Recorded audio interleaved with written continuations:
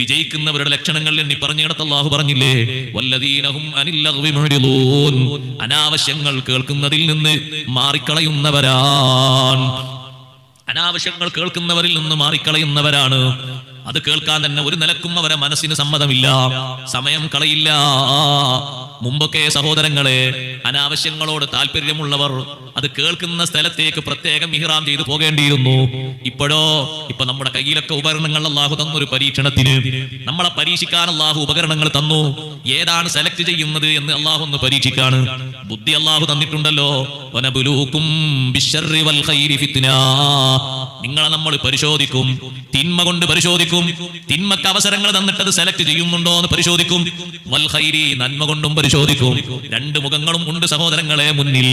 ഏതാണ് തിരഞ്ഞെടുക്കേണ്ടത്, ഏതാണ് സെലക്ട് ചെയ്യേണ്ടത്, അതിനുള്ള ബുദ്ധിയും വിവേകവും അല്ലാഹു തന്നിട്ടുണ്ട്. ആണിനും പെണ്ണിനും തന്നിട്ടുണ്ട്. അല്ലാഹു തന്ന ബുദ്ധി കൊണ്ട് നന്മ തിരഞ്ഞെടുക്കുന്നുണ്ടോ?